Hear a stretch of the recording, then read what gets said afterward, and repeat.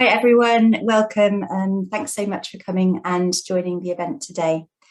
So today we're going to be talking about supporting perpetrators and survivors of domestic abuse in homelessness settings, and we're going to be hearing about some new and innovative approaches to improving outcomes and increasing safety. So just a bit of housekeeping before we start. So we're going to be using a webinar format today. So if you have any questions about any of the presentations that you're hearing, if you just pop them in the question box, and then when we get to the panel Q&A at the end of the event, we'll answer as many as possible. So moving on to the next slide. Oh, can we get the next slide, please? Thank you. So as you can see, we've got a really jam-packed agenda for the event today. And we're going to be hearing from a really exciting range of cross-sector organisations about new learning and best practice in this area of work. So we're going to be hearing from Basis Yorkshire, St Mungo's, Standing Together, Respect. And first of all, I'd like to hand over to open this event to Sarah Goodwin. She's Head of Multiple Disadvantage at Solace Women's Aid. So thanks, Sarah, and over to you. Hi everyone, thanks Lucy. I'm going to speak a little bit about our experience providing outreach support to women experiencing violence, homelessness and multiple disadvantage. One of the projects that I oversee, the WISER project, was set up in 2018 as a pilot project to reach women with these intersecting needs who mainstream services weren't able to engage and support. We quite quickly noticed when outreaching to women in the community that they'd often be with their partners who we were aware were perpetrators of domestic abuse towards them. The women's sector has traditionally worked completely separately with survivors with absolutely no contact with perpetrators, but their main focus has always been domestic abuse. And what we realised about the women that we were meeting who were experiencing both violence and multiple disadvantage is that although the women mostly recognised the abuse, it wasn't always their priority. Instead, it was housing, their drug and alcohol use, or their mental ill health and crisis. We quickly realised that we'd have to have at least some interaction with the perpetrator, which is, as I say, was new for the women's sector at the time. We'd always speak of the perpetrator, the perp, the alleged perpetrator, and now they were stood in front of us, another human who had his own support needs. But was, creating extra barriers for us in engaging this group of women. The workers, felt very conflicted as their aim was to engage and support the woman, build up a relationship where we were clear that we were there to support her with all of her needs, but didn't want to cause problems or risk for her through our interaction with the perpetrator. So there was lots of questions coming up.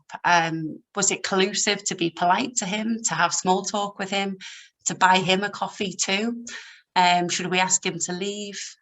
Is there a risk to the worker in that moment or in general now that he knows who the worker is? Sometimes the perpetrator could cause difficulties for the woman's engagement through actively not allowing the woman to meet with us, by holding and controlling her phone, by turning up to the sessions and being aggressive towards the woman and the worker, sometimes by encouraging the woman to use alcohol or drugs before her meeting so she won't be able to make it. And we'd often see this increase when he noticed the woman becoming more independent or forming a positive relationship with her worker. To be fair, there were other partners who we asked to leave and made it clear that it was a one-to-one session and they left us to it. So there were those cases too.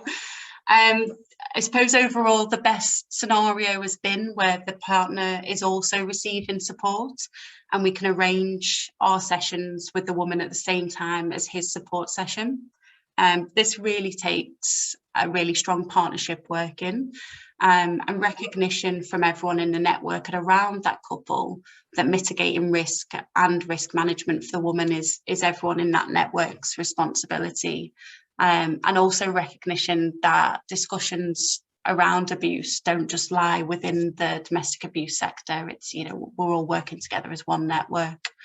So this is, just a a brief explanation of our experience, which led to these some of these initial conversations about how to work with survivors and perpetrators together. So I'll hand back to Lucy. Brilliant, thanks very much for that, Sarah. Okay, so my name is Lucy Campbell and I work for Fulfilling Lives in Islington and Camden, or FLIC. We are a big lottery funded project that's been working for the last 8 years in those two boroughs to support people experiencing multiple disadvantages. And what we've really done is to take the learning from our frontline practice and to use that to influence the way that services are designed and delivered and commissioned so that they really better meet the needs of this client group. So we know that multiple disadvantage is a complex problem in that it is multifaceted, it's confusing, it's hard to define, and it's certainly beyond the scope of any one organisation to respond to it. So I think a lot of our work within FLIC has been really observing complex problems in our frontline work and then really bringing together organisations to respond to them together. And really working with women who are experiencing multiple disadvantage and domestic abuse, I think has been one of the most complex problems that we've faced. So of the women that we've supported over the last 8 years, over 90% of them have experienced domestic abuse. And for multiple kind of complex reasons, a number of those women have remained in the relationships with the perpetrators. And so often they would be street homeless with their perpetrators or in and out of unsafe flats with their perpetrators. So really, really difficult for us to try and reach out to them and almost impossible to get them alone. So often we'd also find that the perpetrators themselves, as Sarah was saying, would have their own needs around homelessness and other forms of disadvantage. So really what we found was that, knowing how best and how safest to proceed in these circumstances was really, really, really challenging. So I recently read a quote which I thought really summarised our work in this area really well, which says that we can never solve complex problems, but we can only ever respond to them in a continuously adaptive way. And one of the ways that we've done this with this piece of work is to collaborate with experts from the homelessness, domestic abuse and perpetrator management sectors, and really to create a response that can help services that are working with these difficult scenarios. And what we want to do today is share some of the learning from that approach. So I'm now going to play a short film, which is about the confidence and complexity training and guidance work that we've done. And we're going to hear directly from clients that we've supported and some of the workers that have supported them.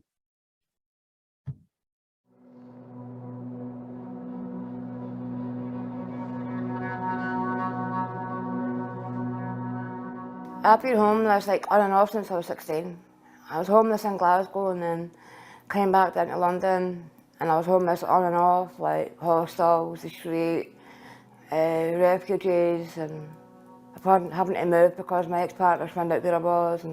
And me and my ex-partner, we were on the streets together, and if I was going to meet my support worker, he would say, "Oh, don't go get her, if you're going to get her, you're not going on your own, and I'm coming with you," whatever. So if he was on the streets, he would hate me going in a hostel or whatever, because he'd say, "Oh, we're finished then if you're going in to get some help."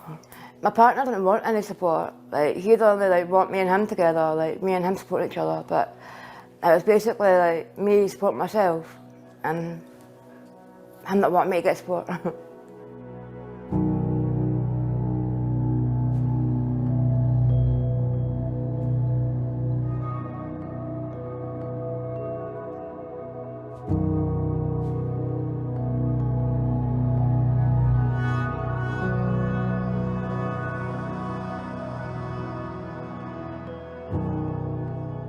We realised that there was a need for this guidance from speaking to the frontline workers that were working both in our services and other homelessness kind of outreach-based services. What we were hearing from frontline staff was that there was a lot of uncertainty about doing this really complex work, so they were trying to support survivors who may be street homeless with their perpetrators always present, or in kind of housing first settings where there might be multiple perpetrators kind of in the accommodation with them.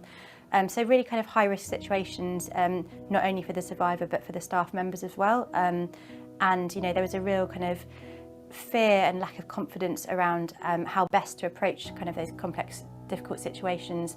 So staff were kind of saying that they were worried that they would inadvertently kind of collude with perpetrators when they were trying to kind of reach the survivor. They were quite fearful of being kind of abused themselves by perpetrators in some cases. You know, being threatened and verbal abuse was kind of, you know, quite often part of the day-to-day. But I suppose the flip side of that was also staff talking about their experiences of supporting perpetrators who were experiencing multiple disadvantages and how conflicting that could sometimes feel. So to want to kind of offer that, you know, compassionate response and unconditional positive regard, whilst also, you know, holding that perpetrator accountable for the fact that they were using abuse.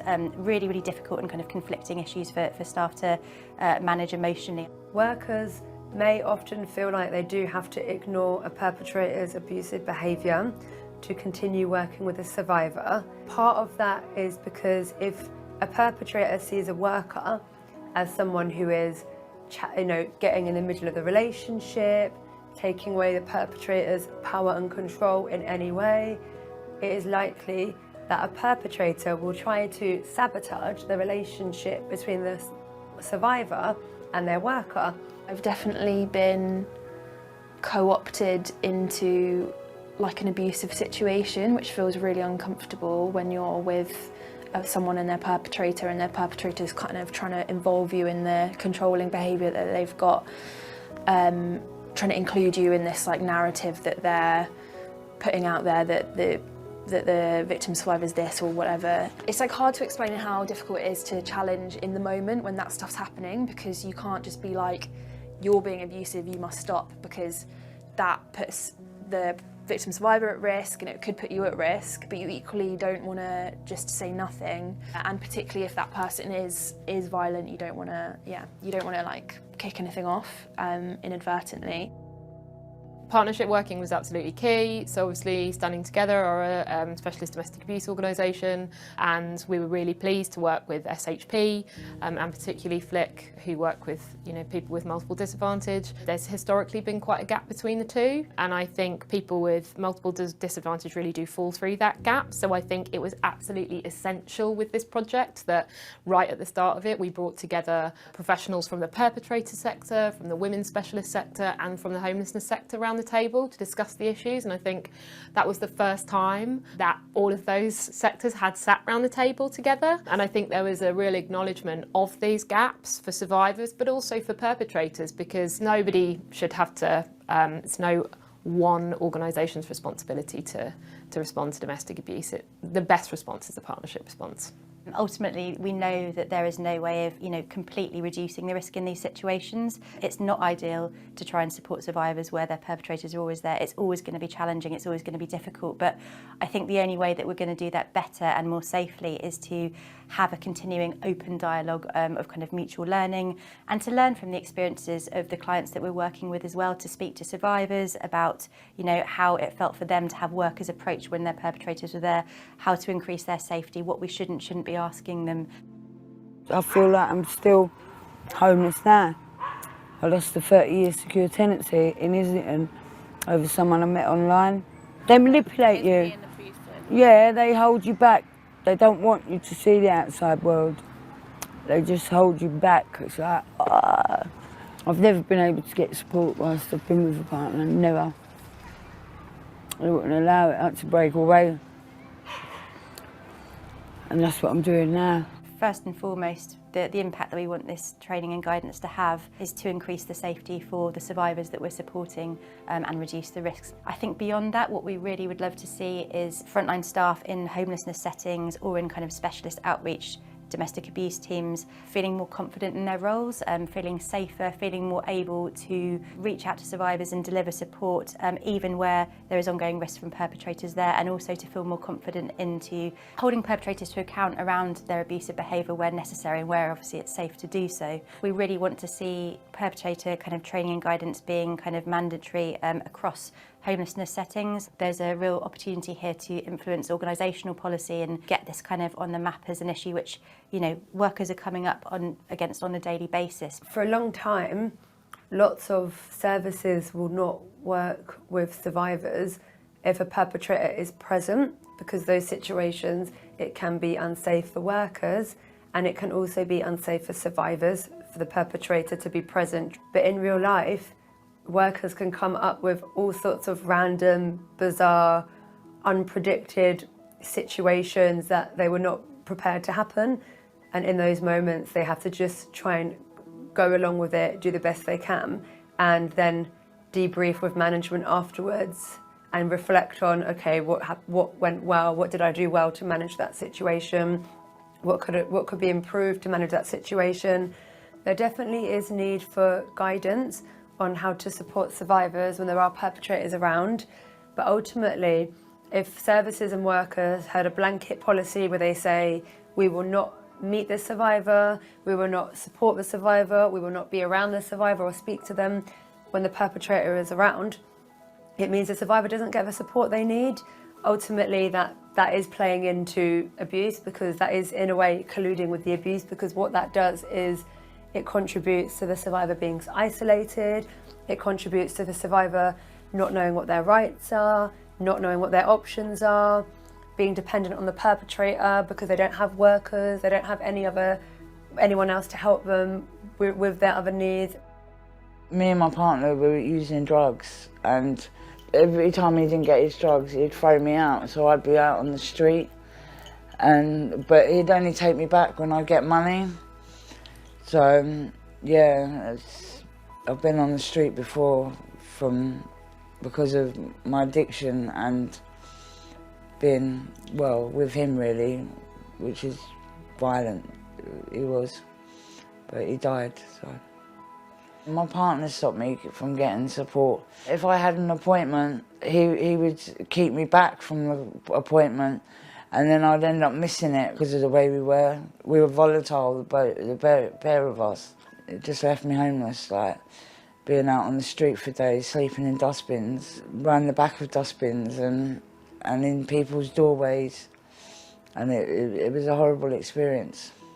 Though it's not safe to approach survivors and try and support them where perpetrators are present, what is even less safe is not to try and do that work, because what we were seeing was women in that situation, or survivors in that situation, you know, experiencing multiple disadvantages, surrounded by one or more perpetrators. They just were not coming into support. They were not getting access to domestic abuse support because there was no safe way to do it. So we realised that what we needed to do was find the least risky way of delivering that, both for the survivor and for the workers that were trying to do that. We've created guidance, we've created training, but that is just the start of a conversation which I think the sectors need to keep having. It's like, you know, how can we continue to do that partnership work more safely? How can we continue to reduce risk? Also, how can we make sure that there are more specialist services available for perpetrators who are experiencing multiple disadvantage? Because without their basic needs being met and without them having support and compassion, it is very unlikely that we'll see behaviour change. So the one way that we need to make sure that we reduce risk is not just focusing all resources on the survivor.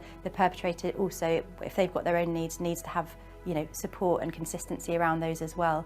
It remains, I think, really, really kind of risky practice at times to try and work in these situations, and always complex. But without trying to do this work, we would be not reaching a huge number of survivors who, you know, are in potentially life-threatening situations every day. And so I think we're doing the best we can to reduce risk and, you know, make that work as safe as possible for everyone involved.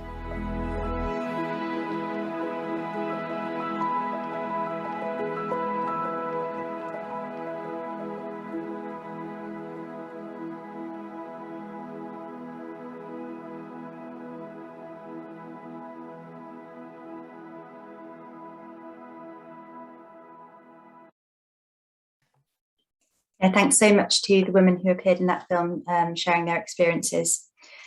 So at the beginning of this year, FLIC and Standing Together did a training pilot. We did 3 online training sessions with 28 delegates from across homelessness services in London. And we also did an independent evaluation of this training pilot, which was conducted by Praxis CoLab. And the results have been really, really encouraging from the evaluation. So 100% of the delegates who attended said that they would recommend the training to others. There was evidence of positive impact across 100% of the learning outcomes. And the evaluation told us that training participants valued the opportunity to increase their knowledge, skills and confidence to respond to domestic abuse. And also the delegates reported that the training would enable them to change their future practice. So some really encouraging responses to that training pilot. On to the next slide, please. So just a few bits of feedback here from some of the delegates in that evaluation. So one said, I definitely felt like I'd be able to manage the situation a little bit better instead of just being like, oh, what do I do? Instilled confidence that I do now have the tools and the knowledge. Someone else said, I thought it was really, really helpful, the training. I think it was definitely helpful in being designed for our client group.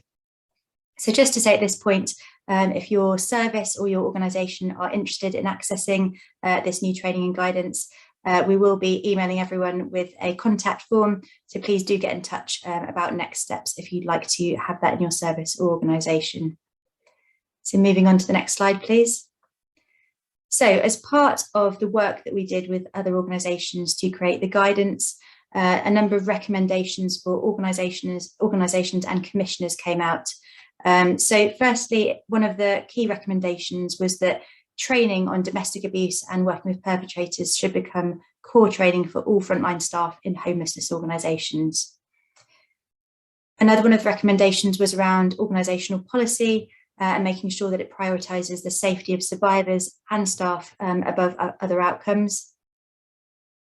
There was also recommendations around mutual learning and development between the homelessness and the VORG sectors, and suggestions around how this could be done with co-location with specialist services and or perhaps creating specialist roles in multi-agency teams to really share learning and embed new practice.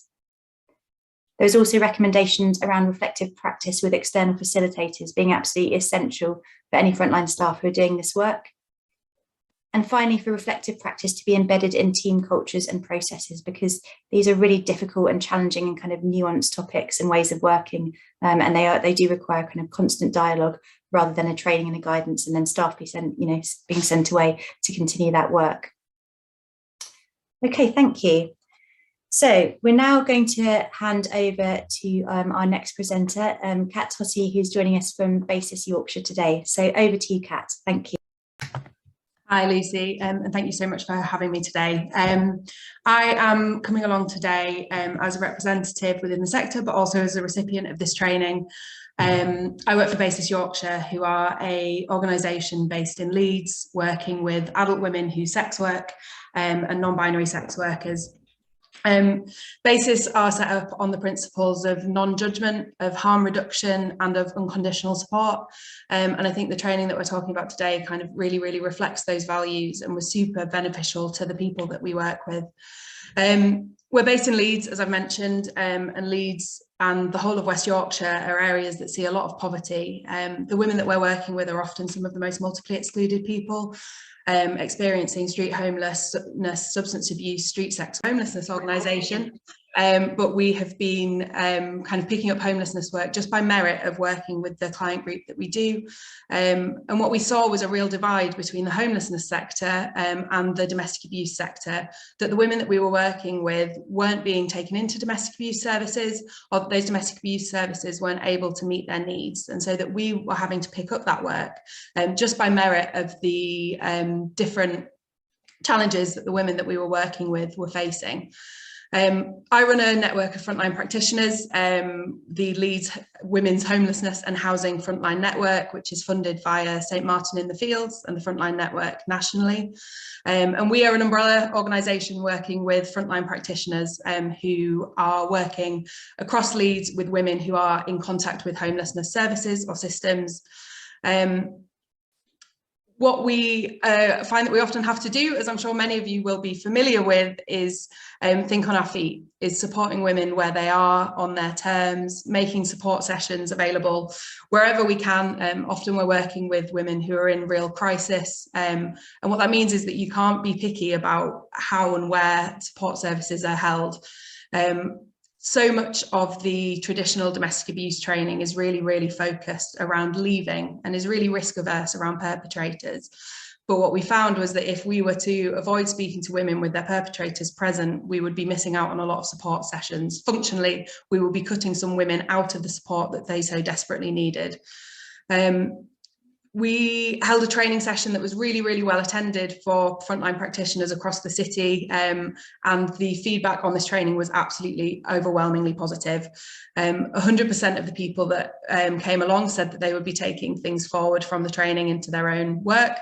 One of the things that we found really, really beneficial was the fact that it gave real specific examples of exactly how to frame conversations and to talk about these really complex topics. The workers that we're working with had identified that they felt really isolated and like they were kind of making things up as they went along, and that the training itself was really reassuring in kind of supporting them to know that their practice was good and that they were doing the right thing, and that engaging with risk and taking the least risky approach of having the conversations was beneficial. The training gives real clear examples on how to structure conversations, and particularly around how to challenge perpetrators in a way that recognises the abuse, doesn't collude with them, but doesn't increase the risk to the victim, which was a level of stress that frontline workers were carrying with them regularly. So yeah, the training itself is something that I've seen our staff then carry forwards. We have an IDVA on site who has referenced this multiple times. I've seen the training shared between agencies, and I really, really can't recommend it enough. It's been hugely beneficial to our staff, to our services, and to the women that we are working with across Leeds and West Yorkshire.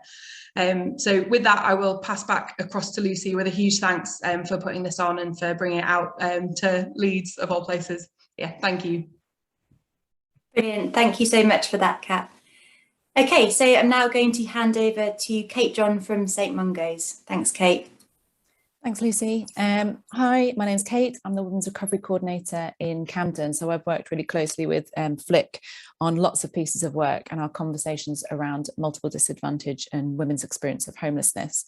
I lead on a project called Sade Space, which is a gender-informed and trauma-responsive approach to working with women experiencing multiple disadvantage in the Camden adult pathway.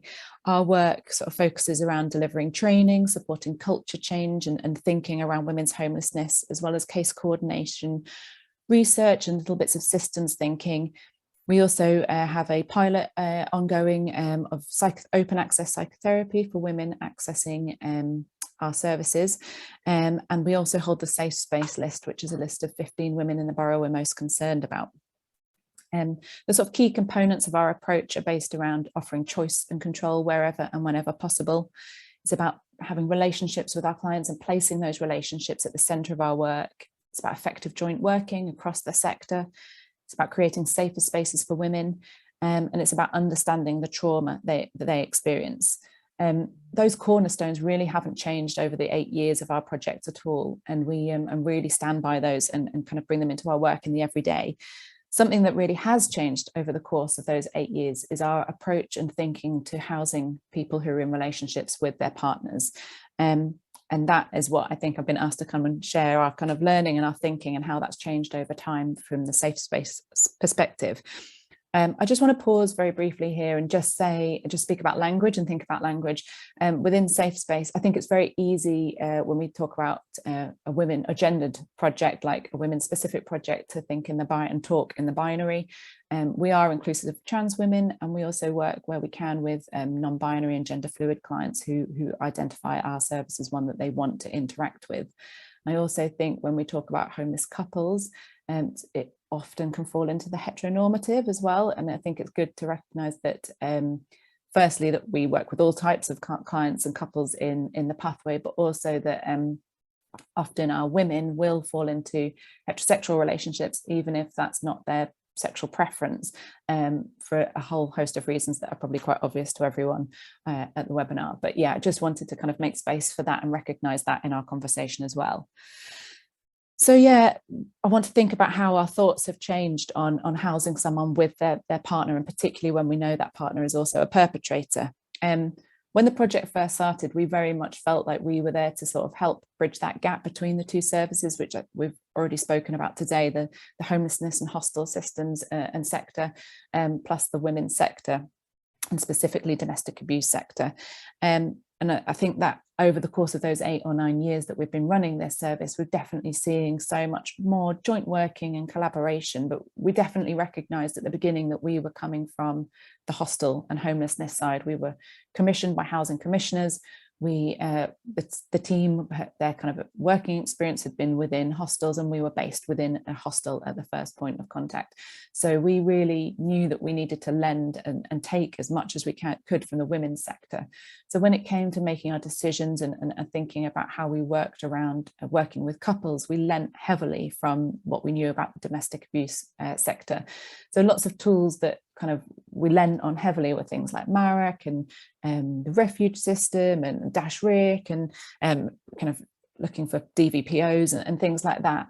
And we also lent really heavily into a sort of thinking, which Jade spoke about really well in the video there, about kind of how housing someone with their partner felt that we were kind of in some way complicit or condoning the violence. And that was something we really didn't feel we wanted to do. So we were quite hardline in the idea that we wouldn't want to house a person with their perpetrator.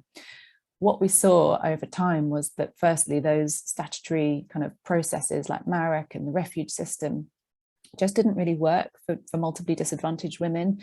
Either they kind of didn't have positive outcomes, or they just were kind of inaccessible as processes for our women. And the other thing that we kind of could see quite clearly was that when we said we can't house you with your partner, we didn't particularly keep women safer. We saw them either disengage from contact with services, we saw them opting to sleep out, or sometimes even when their partner was housed, they would still sleep out outside their partner's hostel or something similar. And so we kind of needed to recognize that the decision we were making based around safety weren't actually keeping our clients any safer. And I think the women in the video spoke really eloquently into the pressures that they were under and the decisions they were having to make within those relationships as well.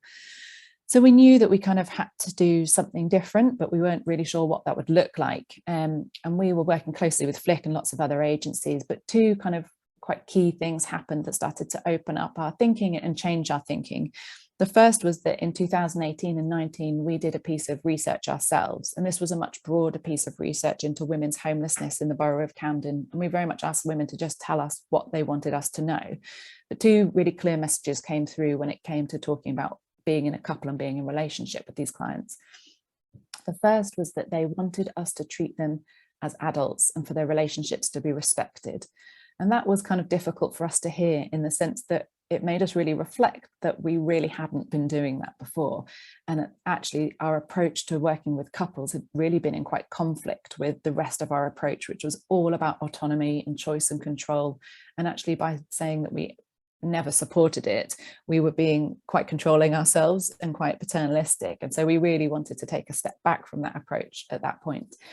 The other thing that came through really clearly in the research was the message that often people's partners, though they recognised that they were kind of violent or unsafe in some way, did offer some protection, and that their relationships were a protective factor. And though we think about choice as quite a kind of broad spectrum, but for our clients, that there was an element of safety by being in those relationships, and actually by asking people to leave their partners and to come inside was quite unrealistic, and also potentially not necessarily any safer for those women either. And so we really had to look at why we were asking them that, and also reflect on the fact that we don't ask people to be abstinent before they come into a hostel. In St Mungo's, we don't even ask people to leave their pets behind before they come into contact with services. But we were asking women to step away from these really complicated relationships that in many cases they felt were also protective in some way. And that was a really big ask that we really shouldn't be making of these women. So that happened, and that really sort of started to get us thinking differently. And we also started to look at and reflect on the safe space list. This is a list of women that we work around to support their kind of retaining them or supporting them into the hostel pathway, but they also prove as a really useful tool for kind of reflecting on what else is going on and common themes within the hostel system. And we started to see that not only were more and more women coming into the pathway over the last 3 or 4 years, but also there were higher levels of multiple disadvantage in both men and women. And as a result, we were seeing more and more couples forming. This morning, the list of safe space women is actually 16, because we are always quite flexible about that 15 number. We have 16 women on the safe space list this morning. 12 of them are in relationships. All of those partners are also either in support services or orbiting support services like substance use or outreach in some way. And 11 of those relationships are known to be controlling or violent in some way. And the one is a kind of an unknown entity at this point. So it really becomes not a question of if we can house couples or if we should be housing couples, but how we do it and how we do it safely and how we do it well. And so it's not really up for question anymore. So alongside this piece of work, we have been feeding into and supporting and joining Standing Together and FLIC's working groups to talk about this work, and it's been really helpful to be part of those conversations. But we also formed our own smaller working group locally in Camden to just think about what housing couples together really looks like in the hostel systems and how we can do that more effectively. So we had commissioners, referring services, outreach, FLIC, and hostel managers come together and think about where our anxieties lie as services around housing couples together, and also what tools we need to kind of do that effectively. And we have kind of created a local toolkit that helps us do that work. So that contains things like an appendix to someone's referral form that enables us to share information about the nature of the relationship without putting information on the individual's referral form.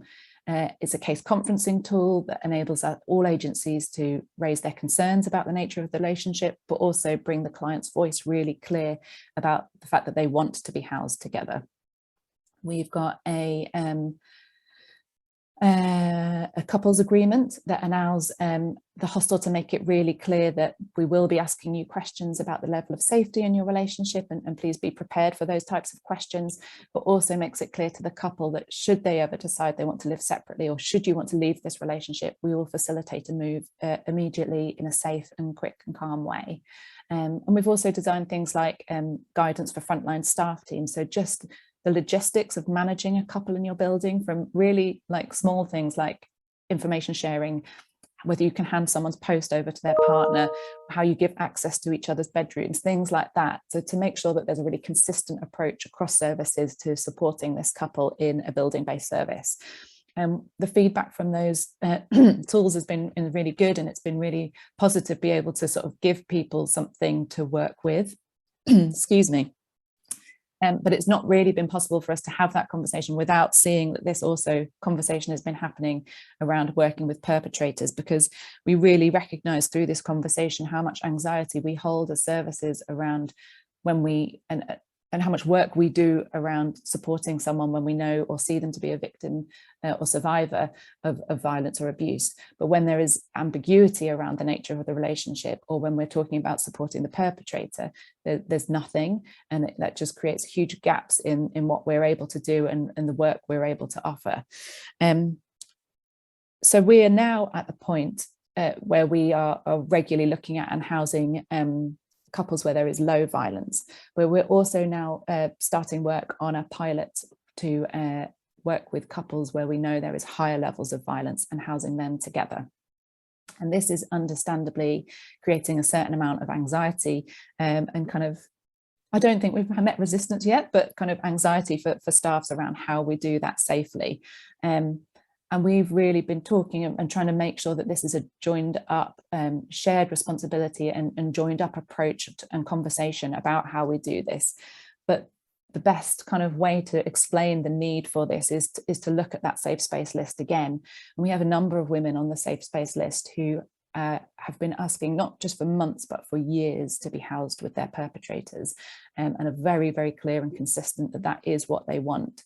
And for those women, of course, there is a high risk around the violence that they're experiencing, but they are also experiencing sort of increasing and spiraling substance and alcohol use, declining physical health, completely unmet mental health needs, and no kind of practical support on a day-to-day basis either. And so it's not really a question of if we should be doing this, but how we do it and how we do it safely and well.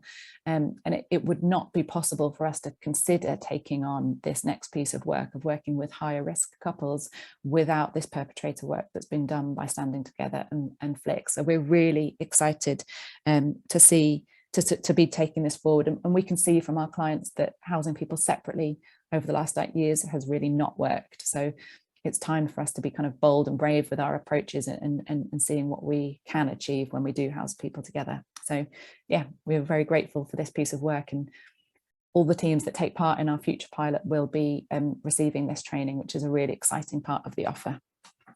Thank you. Brilliant. Thanks so much for that, Kate. Okay, I'm now going to hand over to Louise Steel from Standing Together.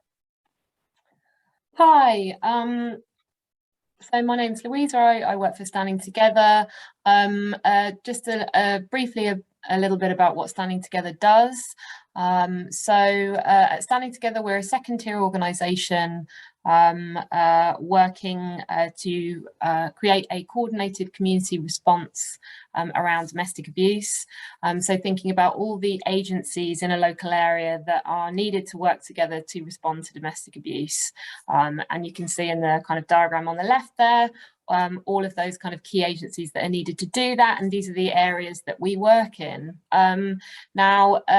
We know that responsibility for safety should not rest solely on individual victims. It's got to be with the community and services, and very relevant for today, perpetrators must be held to account for the harm they inflict and offered routes to change their abusive behaviours as well.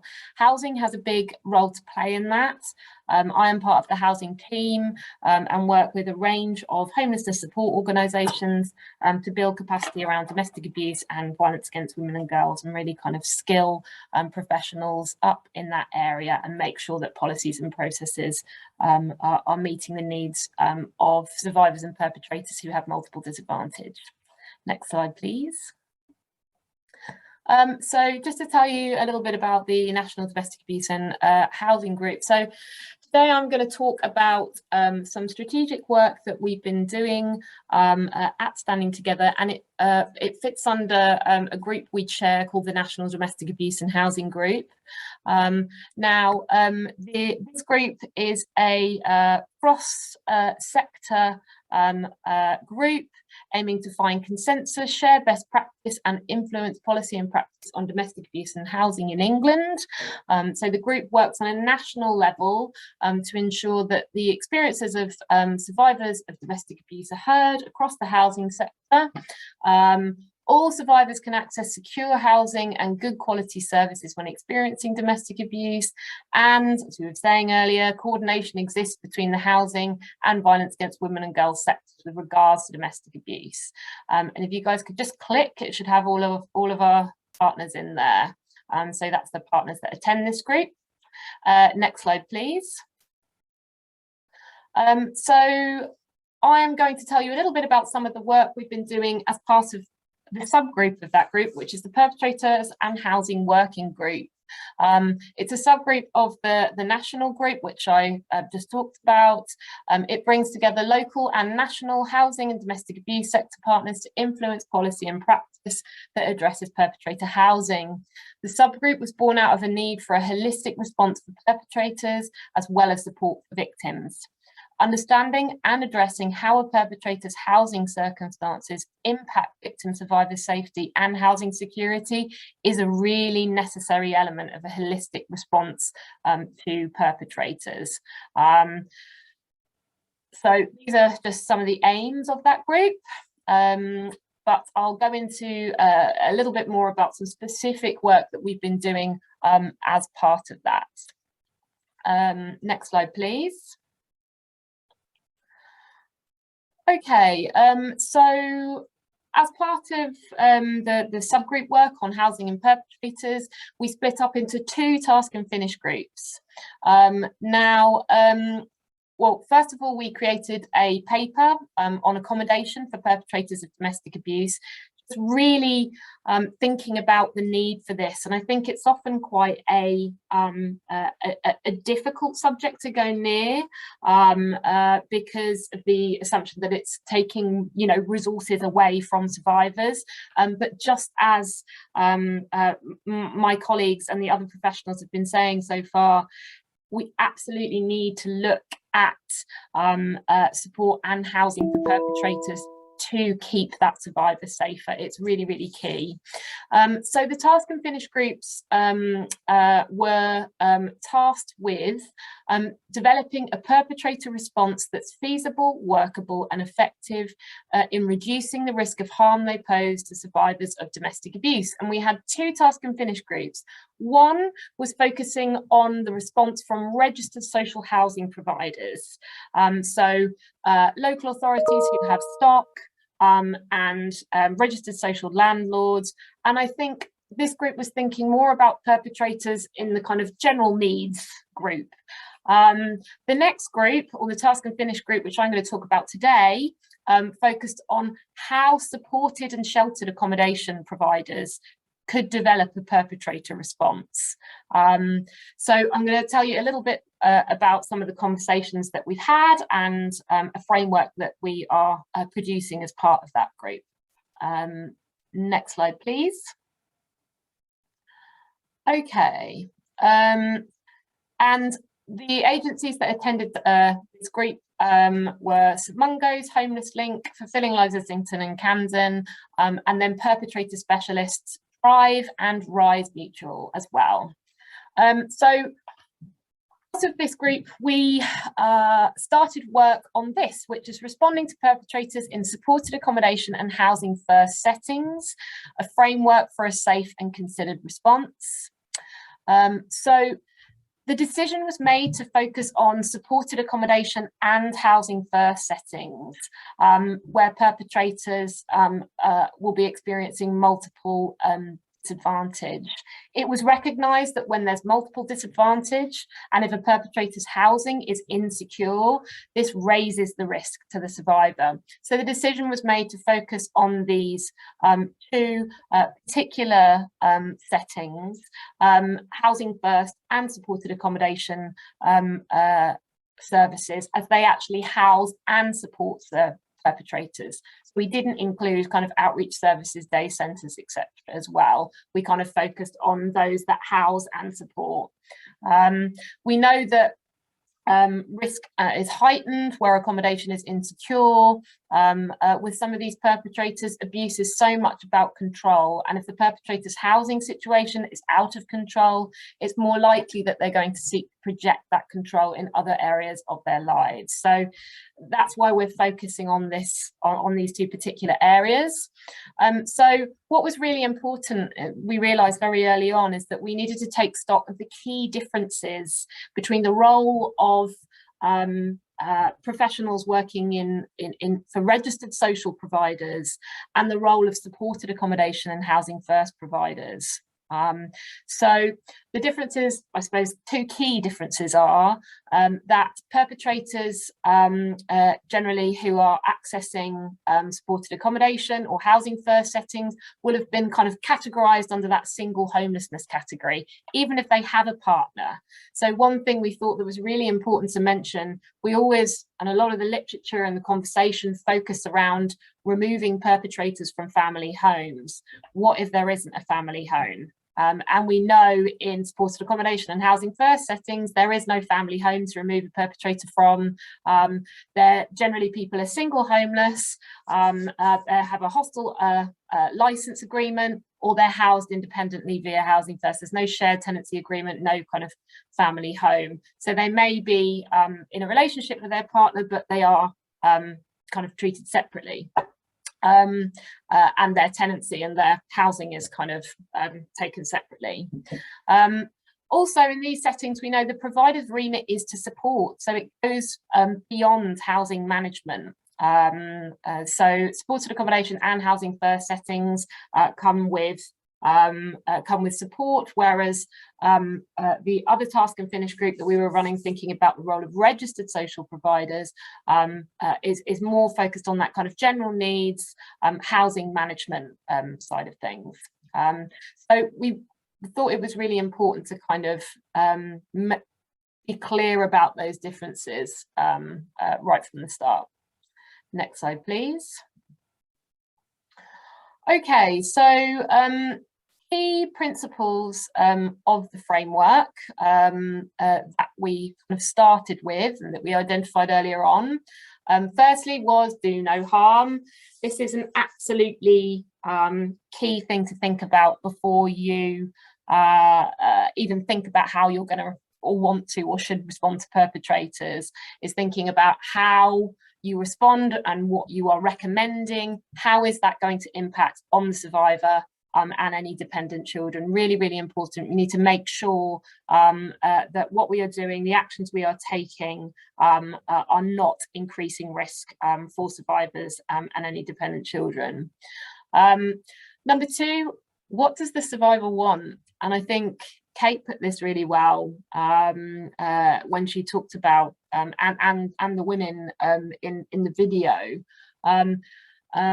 I think it's really, really important that the survivor is asked what they want. If the survivor isn't ready to break away from that relationship, or as Kate said, that relationship and has a lot of protective factors for that person, then, you know, purposely trying to house both in separate situations it isn't necessarily going to work, and it's going to increase risk. So really basing your response in what the survivor wants being really, really important. And number three, people have a right to a home. Now, this is a housing first principle. Housing first is a model that provides independent housing and intensive support for people experiencing long-term homeless with kind of high levels of multiple disadvantage. And one of the key principles, there are 7 principles that kind of govern that model of working, and one of them is that people have a right to a home, and we thought that was really important in prioritising this in the framework. Everyone has a right to a home, including perpetrators. If we are making perpetrators homeless, we are just moving the problem somewhere else, and we're not decreasing risk from the survivor most of the time. So it's thinking about everyone having a right to a home and access to kind of housing and support. Next slide, please. So access to accommodation. So we discussed in this task and finish group that in supported accommodation, the common practice is to evict. So it's a standard response for anyone using kind of violent or challenging behaviour, is to evict that person. Now, as we have talked about so far, evicting the perpetrator may increase risk for the survivor, particularly if this isn't what the survivor wants. But it is an incredibly difficult decision for services to make. Services, supported accommodation and housing first services are not perpetrator specialists. They're not specialists of working with survivors of domestic abuse, and having to hold the responsibility for that risk within the service is an incredibly big ask and a very difficult thing to do for services. So really thinking about challenging that kind of common practice to serve kind of an immediate eviction notice, but coming back to thinking about what might happen next. What does the survivor want, and what are the alternatives? Thinking about how this can be a multi-agency decision, really, really important. Next slide, please. So we've talked a little bit about housing perpetrators and survivors together today, and it's really fantastic to hear about the work that is going on in Camden around that, and that community of practice looking at this topic and how this can be done. So we'd be thinking about this when the survivor is saying that this is what they want, and the alternative is potentially sleeping rough with the perpetrator, or the risk increasing for the survivor.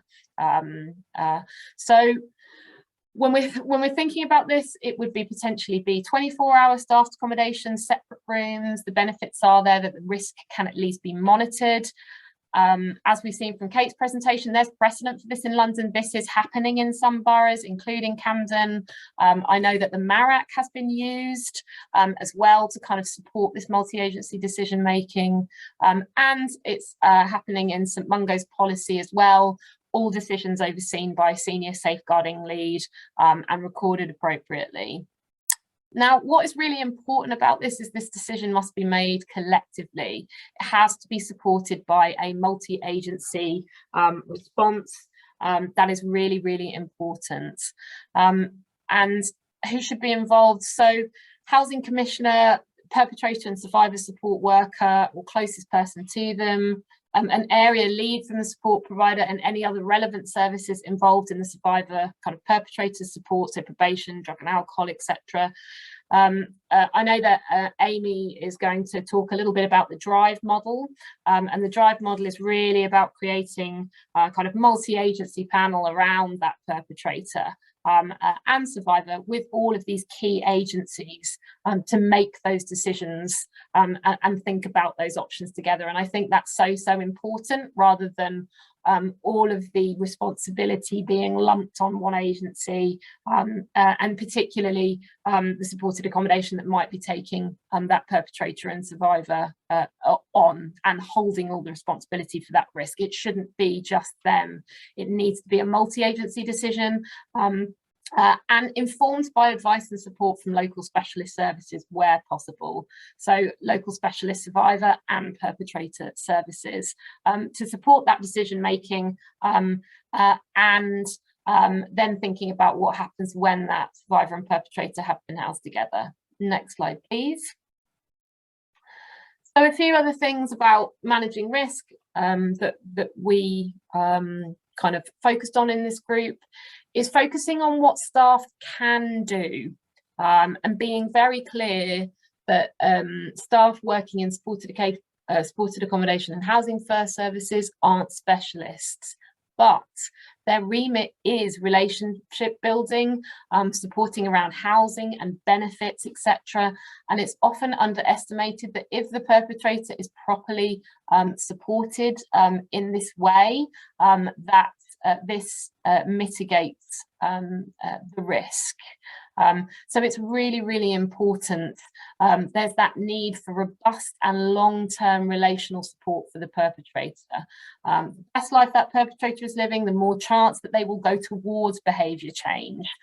So that's really, really key. And I think not underestimating that and being clear about what staff can and cannot do in that respect. As I said earlier, getting advice and support from specialist services is really key as well. Even if that survivor doesn't want a referral, still linking in with specialist services for advice. We've talked a lot about using the criminal justice system to hold the perpetrator to account, and staff kind of using this as part of their toolbox, making sure that they're making third-party reports, that they're keeping a log of incidents, recording any coercive controlling behaviour, and reporting that to the police as appropriate. So really kind of having the confidence to be able to do that. We also talked about challenging misogynistic attitudes across the service. This is everybody's business, and you know, we talked about how kind of misogynistic attitudes within a service give the perpetrator that power and bolster their sense of entitlement to behave in such a way. So definitely something about that. Check that all the practical steps that can be done are being done, and I think it's really good to hear about that toolkit that Kate's created in Camden for services when couples have been housed, making sure that within their remit all that can be done is being done, and thinking about those little things that are going to help. Sharing information and building a multi-agency response, absolutely key. I think that's really important, and I think that's the kind of difficult thing at the moment, that if you're housing a perpetrator and survivor together, and that's a multi-agency decision, but then it's having that continuity of support and specialist support involved in that beyond that decision making. So once they are actually housed together, and how that works. And provision of temporary breathing space if possible. So we've talked about best practice examples from other boroughs where there is provision to move survivors and potentially perpetrators into other services just for a few days, if that's what the survivor wants, to get a bit of respite, to get a bit of breathing space from that relationship. So ideas and practice, we're kind of trying to scoop all these up and put it into this framework. Next slide, please. And finally, so wider strategic gaps and recommendations. So the group, as well as kind of creating a framework for how supported accommodation and housing first services can respond and should respond to perpetrators, we have identified, and we're going to make some strategic recommendations as well. There's a big shift in organisational policy needed, an organisational commitment to address perpetrators in their services. So that is things like having perpetrators included in the domestic abuse policy. So how you respond to perpetrators included in the domestic abuse policy, moving away from eviction processes and more towards housing together when appropriate and when needed. Barriers to accessing specialist support. So really thinking about how we can link in existing specialist providers with this particular group of survivors and perpetrators who have multiple disadvantage, and think about where those intersections can be. Lack of multi-agency response, so no specialist strategic lead to hold the process, and I think that's something that we identified would be really helpful. So having these panels or these forums around that decision about whether you house a survivor with a perpetrator, but then having somebody, a professional with specialism who can hold that process, support the service who's housed that perpetrator and survivor together, and do that kind of ongoing piece of work. And as we pointed out earlier on, a real kind of lack of training and support for professionals. So kind of real need for baseline training on domestic abuse, perpetrators, and thinking about trauma as well. So that framework is going to be final drafts and coming out within the next month. So we'll keep you posted on that. Thanks.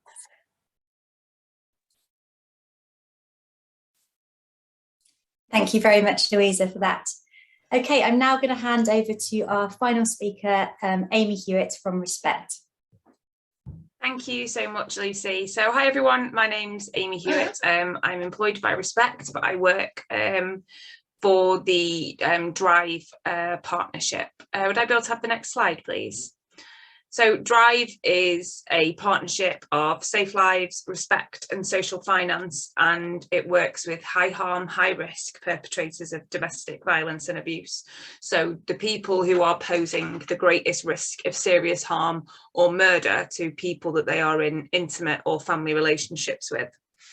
The intervention incorporates intensive one-on-one work and case management alongside a coordinated police-led multi-agency response that is aimed at disrupting opportunities for abuse to be carried out and reducing risk.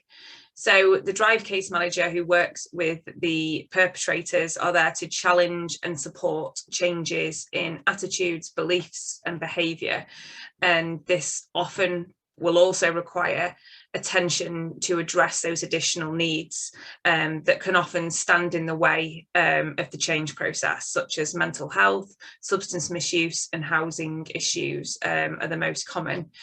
All of this work takes place with IDVA support for the victim or survivor to ensure joined up working and for safety reasons. So the combination of one-to-one intervention alongside this police-led multi-agency response together with the three-pronged approach of disrupt, change and support are what makes Drive very different from other interventions that we have across the country. Could I have the next slide, please? So my role on Drive is with the National Systems Change team, and I often like to brag that I have one of the best jobs in the world because I'm very passionate about this topic, and it's a really good chance for me to rant about all of the things that I'm very passionate about. So we're funded through the National Lottery Community Fund, and it's about developing new insights and responses around certain areas with perpetrator work. So these are the 4 areas. We have children's social care response to domestic abuse perpetrators. We've recently published some work with Research in Practice, which is available online, and I can add to the chat.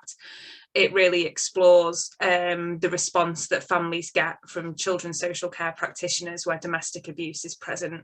So often we hear about invisible fathers, or a lot of responsibility being placed on the adult victim. In the report that we've done, the research that we've done with Research in Practice really goes into further detail on that. We are currently looking at domestic abuse in racialised communities. This is a piece of work we are completing with the HOPE network. Domestic abuse in LGBTQ plus communities, and then lastly housing, which I'm going to be able to touch upon a little bit more today with a project that we have become involved in. Our work also includes a lot of workforce development across sectors, not just within domestic abuse. So over the past couple of years, we've delivered training and development with IRIS, mental health trusts across the country, National Probation Service, and also the police. Could I have the next slide, please? So the DRIVE project launched in April 2016, and it was piloted in 3 areas across England and Wales. It was Essex, South Wales and West Sussex from 2016 to 2019. And during this time, we underwent a 3-year independent evaluation conducted by the University of Bristol. And the conclusion was that DRIVE reduces abuse and the risk that perpetrators pose. I'm not going to read through these stats on the next couple of slides, but they're just up there for you guys if you had any questions on that. One thing that was noted within the evaluation is that the DRIVE intervention is designed to focus on specific needs of individual service users, as well as that behaviour change work. It involves a mix of disrupt activities aiming to stop further perpetration, but also support activities to help service users address needs and achieve a level of stability so they feel able to overcome barriers to change their behaviour. Work can be carried out in either direct contact with the service user, or if this isn't possible, indirectly. Prior to working for Respect and DRIVE, I was frontline for a service up in Cheshire, and I think for me it was one thing that has been lacking for such a long time is when I would do assessments with people and I would think, you are absolutely perfect to come on a behaviour change programme, but there's so much other stuff going on, so many other needs, that it's almost impossible for us to concentrate on that behaviour change with all of these barriers.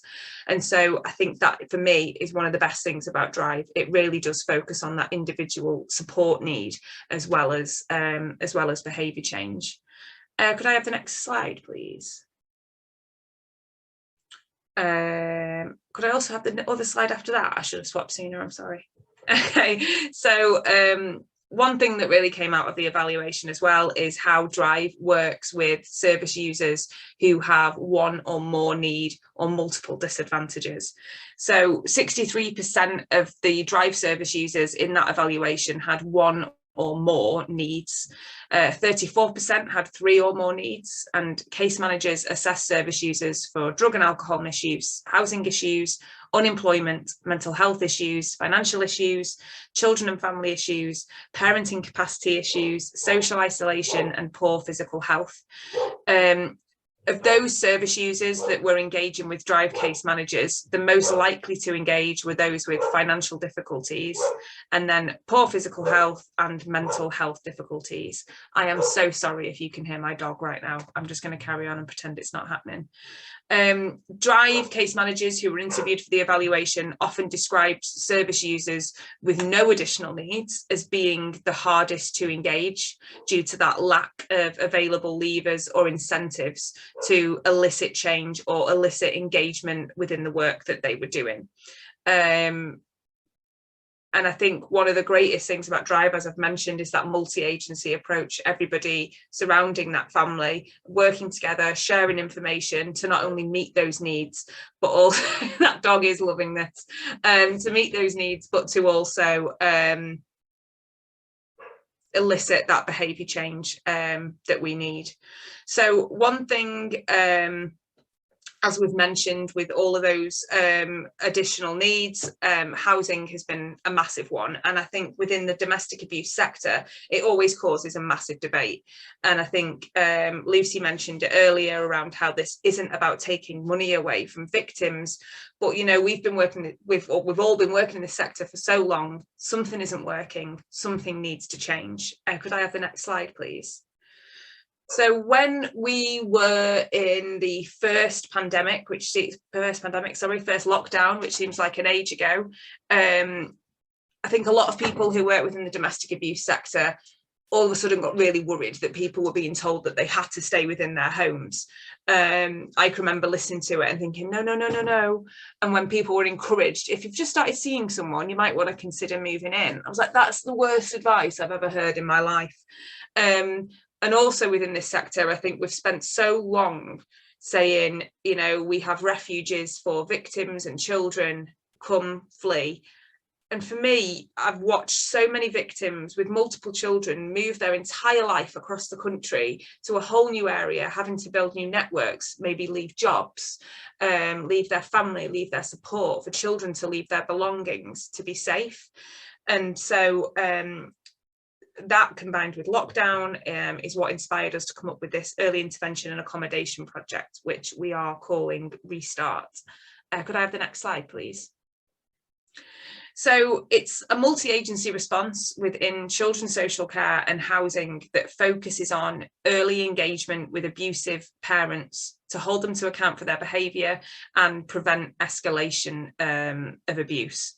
So the aims of this pilot are to identify and respond to patterns of domestic abuse at an earlier stage, build motivation and facilitate access to behaviour change interventions for the abusive parent, facilitate access to alternative accommodation for the abusive parent where required, ensuring that child and adult victim survivors remain safe at home with space for action. Reduce repeat and serial incidents of domestic abuse, not only in the same relationship, but if that ends in those future relationships as well. I think it's one thing that's really wound me up over the years of having this separate and isolate point of view without doing any work with either party. We often see they'll split up, the perpetrator will go off and find somebody else, and you can pretty much guarantee that there's going to be abuse there, and then the victim will go off and find someone else, and a lot of the time we see further abuse. And if that work had been done with that one family, that may have prevented those other two families from being impacted by it. And then lastly there we have prevent escalation for children's social care intervention, and the risk of adult and child victim survivors being the ones needing to move or flee to safer accommodation. It's also a lot of this, which you'll see in a minute when I show the model, is about providing training and capacity building for children's social care practitioners to enable them to effectively hold parents, abusive parents, to account, and shift thinking and approaches in relation to the prevention of family homelessness by working with housing teams in local authorities and accommodation pathways. So the model that we're working on now, Restart, builds on from the learning from a 12-month emergency response trial that we did in the first lockdown. So we currently have funding for a year across 5 boroughs, which we are hoping to extend further. Could I have the next slide, please? So the pilot is a consortium of partners going beyond the components of that first initial trial that we did in lockdown. So it's a joint bid with MOPAC to expand this, and this coincided, luckily, with some Home Office funding. So Drive are the programme lead. Respect are working with us on that. They are delivering the Safe and Together model and having implementation leads within the 5 boroughs that we are using to embed practice and learn further from this training. We have Daha working with us in an innovation role for wider systems change, driving those systemic changes within housing pathways. And then we also have Cranston, who are our service provider. Down was the need for this longer onward referral for behaviour change interventions for the majority of cases. The need for specialist domestic abuse integrated partner support alongside this and alongside social services interventions. The remember with this is that this is a pilot, and so during this we are constantly learning and constantly having to be flexible and change the way that we do things and learn from what's happening on the ground. So if I just go on to my last slide, if that's okay, then this will show you guys the model, which looks a bit messy, but we're all good. I will very quickly talk you through it and you can let me know if you have any questions. So referrals are expected to come in from children's social care teams, and you see here in this big blue box is when they first get sent to the team at Cranston. For me, this is a really vital part of the work, and it's something that always comes up when you do frontline work with behaviour change, is that early engagement, getting someone ready to engage in a behaviour change programme. A long-term behaviour change programme can take up to 26 weeks, and that's a massive commitment. A lot of people who are referred aren't actually ready to address their behaviours or hold themselves to account.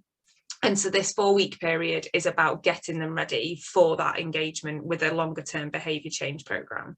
So after this period, which may go on for longer than 4 weeks, depending on who we're working with, we then go further down the flowchart there, and they will either be referred on to a Respect accredited domestic violence perpetrator programme, or this could be one-to-one, depending on the needs that they have, that they need support with, or even in terms of their availability to go on to group work.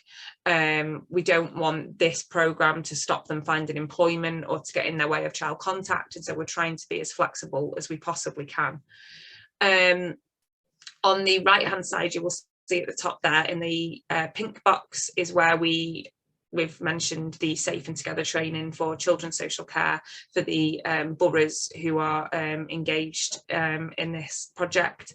And underneath that, we have our accommodation pathway. So not only do we have Daha, who are working within those local authorities in a strategic way, we also have a housing officer who works within Cranston, who works alongside the case managers and partner support workers to be able to look at housing options that are available to the family. So with consent of both perpetrator and victim, we can offer emergency short-term hotel accommodation for up to 4 weeks to give that space for action, so we can do that piece of work that needs doing and see if any improvements can be made. And then we also have access to local authority housing teams to be able to look at more longer term units that may be available to our families. So that is me done with my slides. That was a whistle-stop tour of Drive and Restart. I know I have colleagues from both teams in the chat, so if you do have any questions, please let us know and we'll do our best to answer them. But thank you very much for having me today. Thanks so much for that, Amy. Brilliant work going on there. Oh, I've lost my slide. Oh, well, I don't have you of the slides, but yeah, just to round up really before we go into the Q&A, and just say a massive thank you to all of our panelists today. Some really, really interesting presentations and some amazing innovative work going on in this area. So please do keep in touch if you'd like to hear more about any of the work that you've done, that you've heard about today. Okay, so we're now going to very briefly just answer some questions for the Q&A. So if all of the people on the panel wouldn't mind turning on your cameras, that would be great. And I'm going to have a look at some of the questions that we've had through. Okay, so just to start, so someone's asked, are there any examples of how Marac has responded to this approach of housing couples together? I'm actually really happy to start off with that one. So yes, we have had a couple of examples where that's actually worked really well, and that's actually fed into the work that Louise was talking about as part of the task and finish. So we were working with one couple for a number of years who, again, kind of very high risk DB.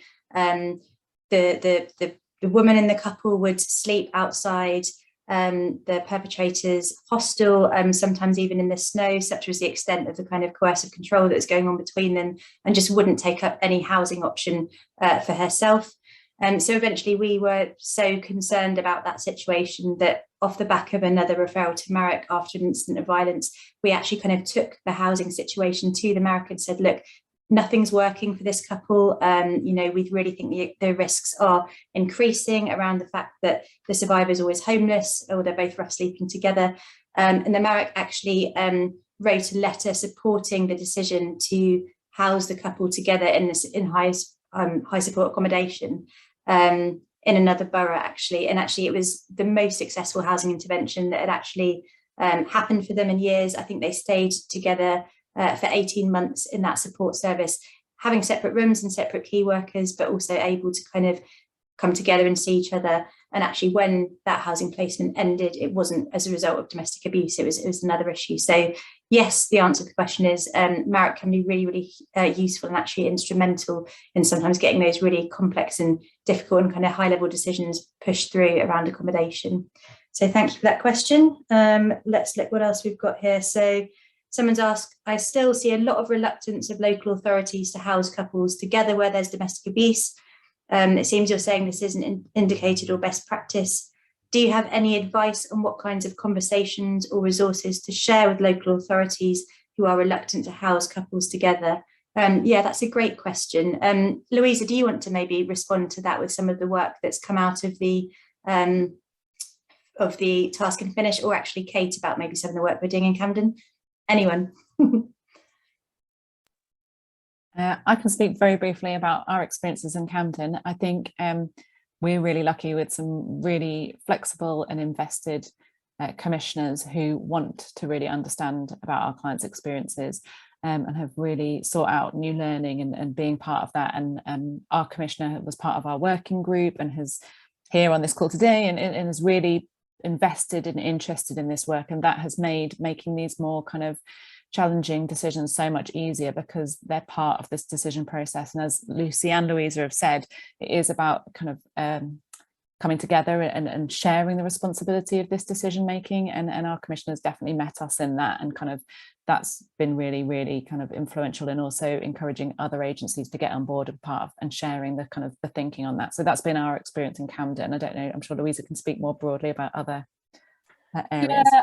I think what we were trying to do in the task and finish group was potentially create a framework for how that should be set up.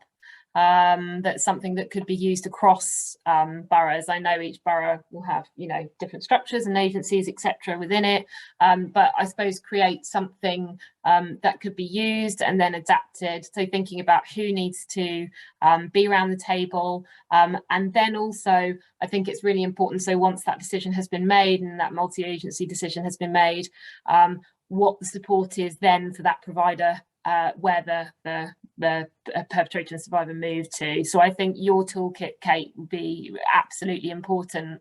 So important for thinking about those things that professionals can do within their remit to kind of manage some of the risk when they're in those services. I think there's still a really big need to think about perpetrator specialism within that original panel, and how that can kind of continue, and that oversight can continue within that local area to support services who are housing couples together as well.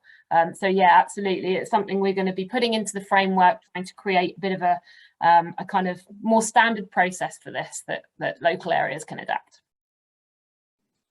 Thanks very much, Louisa and Kate. So we've got a couple of questions have come through about saying there's lots of conversations about survivors as women today. Are the same options out there for males? Examples of referencing women as victims. Would the strategies differ to support a man who's dealing with abuse? Does anyone have any responses to these questions?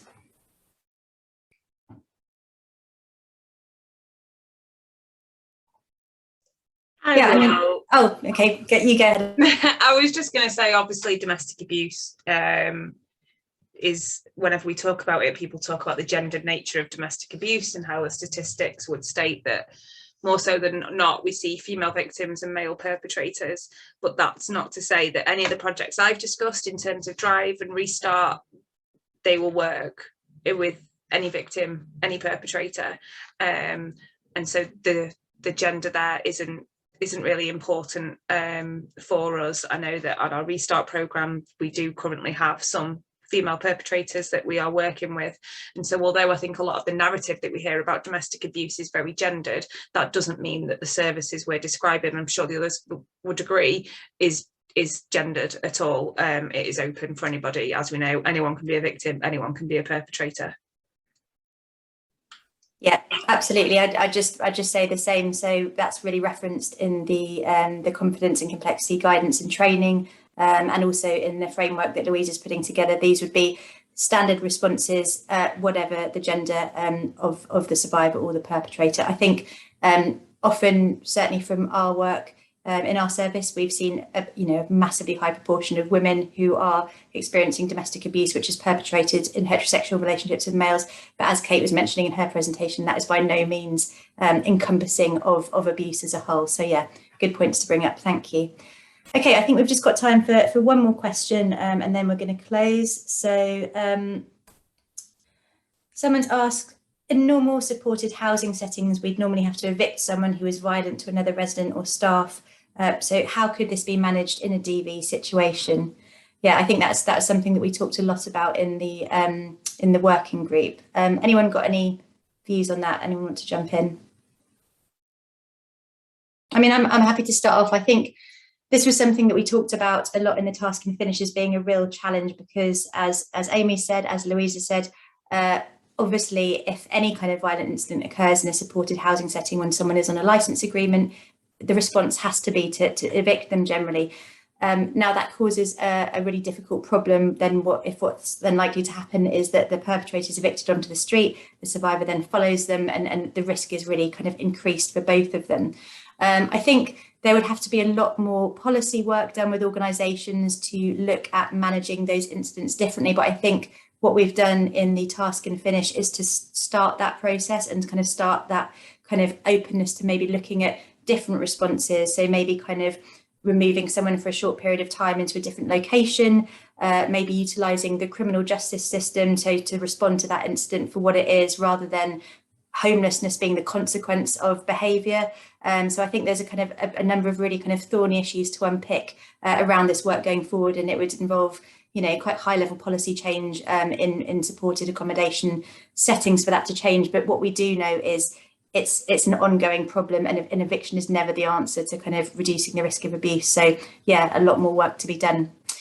Okay, I think that's all we've got time for, but I know that there's a few questions we haven't managed to get around to today, and when we email out the presentation from today, we can also answer those as well. So again, just to say a huge thank you for all of you that came today. It's been really interesting to hear from all of the presenters, and great that so many people attended to hear what we've got to say. So yeah, thanks so much and have a great rest of the day.